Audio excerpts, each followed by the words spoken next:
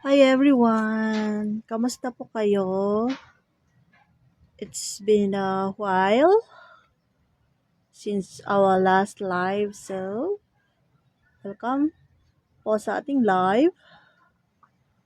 Today po ay January 25, 2026 and it's Sunday. Our topic today is put your trust and hope in the Lord. So before we start, let us pray. Father in heaven, thank you for this beautiful day and for our beautiful lives. Thank you for this opportunity to learn more about you, Lord, about your words, Lord. Ask you, Father, to forgive us in all our sins and bless this exhortation, O Lord. Be with us, O Lord. In Jesus' name, amen. So, ang ating babasahin ay, ating text po ngayon ay Jeremiah chapter 17, verse 7 to 8. Napakaganda po nitong promise ng Diyos sa ating buhay.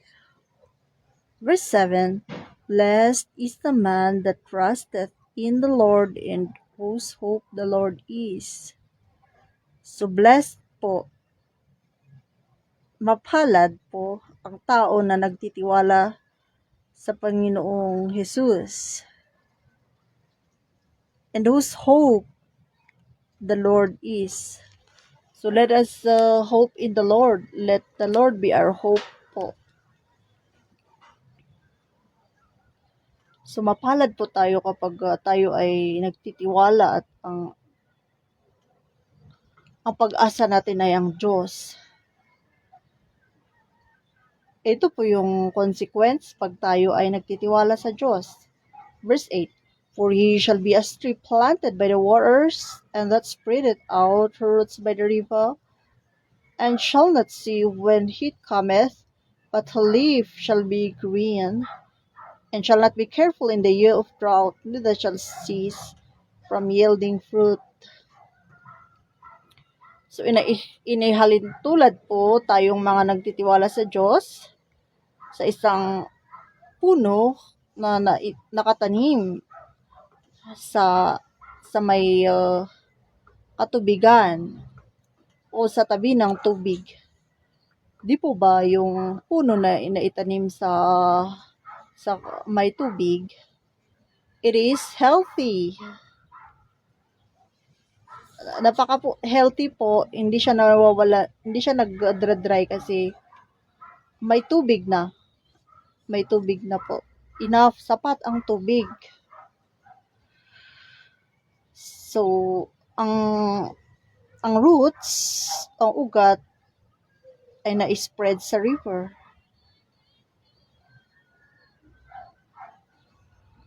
And shall not see when heat cometh. So, protected by the heat. Di ba pag mainit po, masakit po sa balat, sa bata ang init. At may tendency na magdadry ang plant pag nainitan. Pero, pag tayo po ay nasa Panginoon, ang lahat-lahat po sa atin ay protected by the Lord. Kahit ano man po pagsubok na tumaan sa atin, hindi tayo susuko,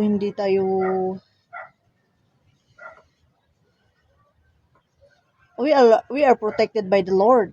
Tutulungan po tayo ng ating Diyos, ang Holy Spirit, kapag tayo ay nakakaranas ng suffering, ng problems, ng troubles in this life. And shall not be careful in the year of drought. So, hindi po tayo mag-worry. Ang drought po ay dry. Di ba pag drought, magdra-dry yung plants pag walang tubig. Pero, pag nakatanim sa may katubigan, may enough na water. So, hindi po tayo aalala pag may famine, pag yung drought na ihahalin tulad pag sa buhay ng tao ay famine, crisis. We do not worry when crisis comes, when famine comes, because the Lord sustains us. The Lord provides our needs. And po. neither shall cease from yielding fruit. Hindi hihinto sa pagbunga. So, napakabuti po ng ating Diyos. Napakaganda po ng buhay pag tayo ay nasa Diyos. Tayo ay nagtitiwala sa Kanya at ang ating hope, ang pag-asa natin ay ang Diyos. Umaasa tayo sa ating Panginoon. So, let us not be weary and let us not be doubtful sa ating buhay whenever we're suffering right now because the Lord is with us. Let us trust in the Lord. Let us put our trust in Him. Yan po. So, magandang araw po sa ating lahat. Pagpalain po tayo ng ating Diyos. So, Father in heaven, thank you for your beautiful words, for your beautiful promise in Jeremiah 17 verse 7, that we are blessed, that when we trust in you and we put our hope in you, Lord Jesus, we are like the plant that is planted by the waters, that we do not worry when drought comes, O Lord, sustain us in every chapter, in every state of our lives, O Lord. In our suffering, Lord, protect us and save us from our suffering, O Lord. Help us, O Holy Spirit. This we ask in Jesus' name, Amen. So, yun lamang po for today's message, Bible message. So, let us continue reading the Word of the Lord, the Bible, in our daily lives.